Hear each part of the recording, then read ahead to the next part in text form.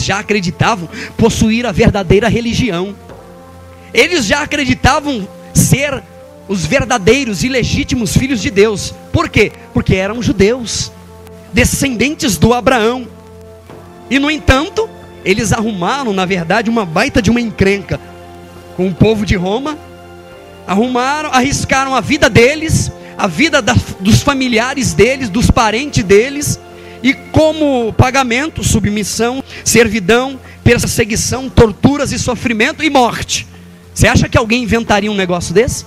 Você acha que alguém inventaria uma religião que eles tivessem que dar os bens que eles tinham para as outras pessoas? Isso não vem da natureza humana, só pode vir de Deus. Eles tinham bens, vendiam e repartiam os bens que eles tinham com outras pessoas que sequer eles conheciam. Isso não vem da natureza humana decaída do dia de hoje, só pode vir de Deus. Há quem diga que cristianismo é para gente burra e ignorante. Você já ouviu falar isso? Há quem diga que cristianismo é para gente burra e que não tem o que fazer na vida.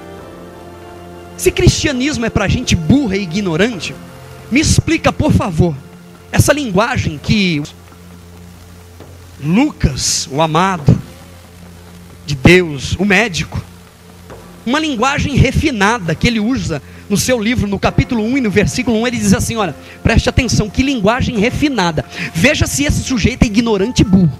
Ele disse assim, olha, tendo pois muitos empreendido pôr em ordem a narração dos fatos que entre nós se cumpriram, segundo nos transmitiram os mesmos que presenciaram desde o princípio e foram ministros da palavra, pareceu-me também a mim conveniente descrevê-los a ti, ó excelentíssimo Teófilo, por sua ordem, havendo-me já informado minuciosamente de tudo, desde o princípio, para que conheças a certeza das coisas de que já estás informado.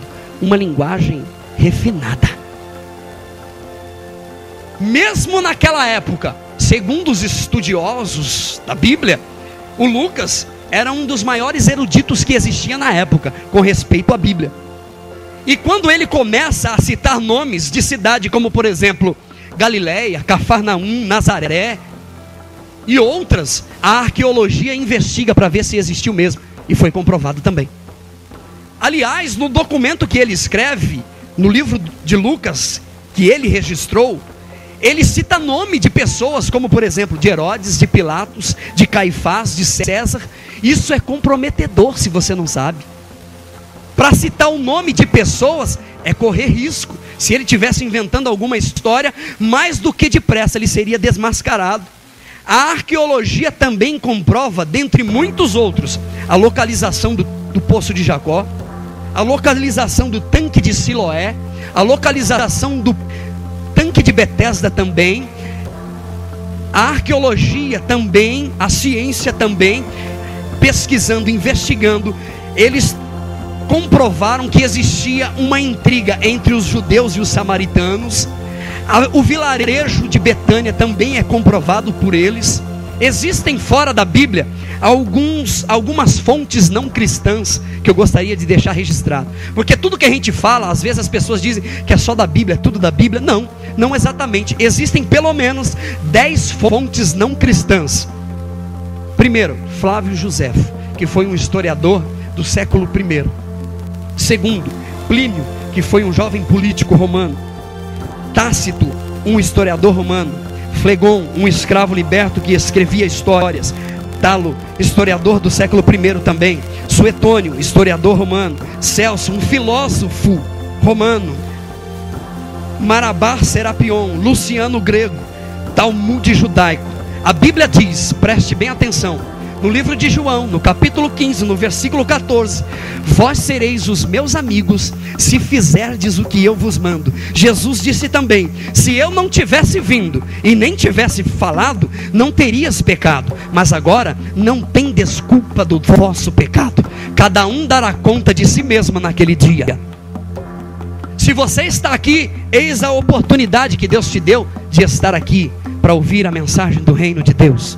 Se você está me ouvindo através dessa gravação, saiba que Deus está te alcançando.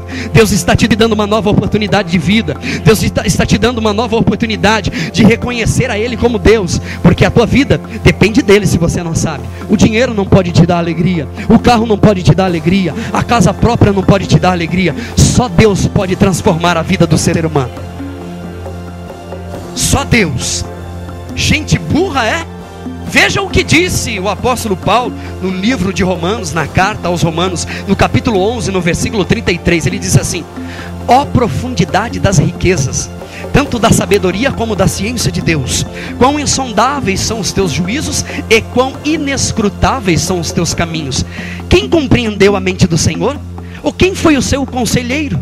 Quem lhe deu primeiro para que depois ele possa lhe retribuir?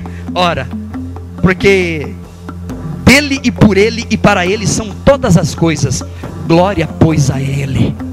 Você acha que esse sujeito aqui era burro? Você acha que ele era burro com uma linguagem dessa? O fato é, preste bem atenção, o fato é que existem apenas duas possibilidades: ou Deus nos criou, ou nós criamos Deus. Eu vou repetir: ou Deus nos criou, ou nós criamos Deus. Ou Deus nos criou, ou Ele é produto da nossa própria imaginação. E isso é literalmente impossível. Mas infelizmente a verdade tem sido uma vítima da nossa cultura popular. É por isso que o apóstolo Paulo disse em Romanos, no capítulo 12, ele disse assim: não vos conformeis com este século, não vos conformeis com este mundo, mas transformai-vos pela renovação da vossa mente e do vosso entendimento. É por isso que Deus te trouxe aqui. É por isso que Deus está te alcançando com o poder da palavra nessa noite. Veja bem, ao admitir Deus, os darwinistas se arriscariam a perder a sua segurança financeira. Aqueles que são céticos profissionais, se eles admitissem Deus, eles perderiam a sua segurança financeira e a admiração profissional. Como assim? É que existe uma tremenda pressão na comunidade acadêmica para publicar alguma coisa que apoia a evolução. Encontre alguma coisa importante e você poderá sair na capa da revista Geográfico Universal ou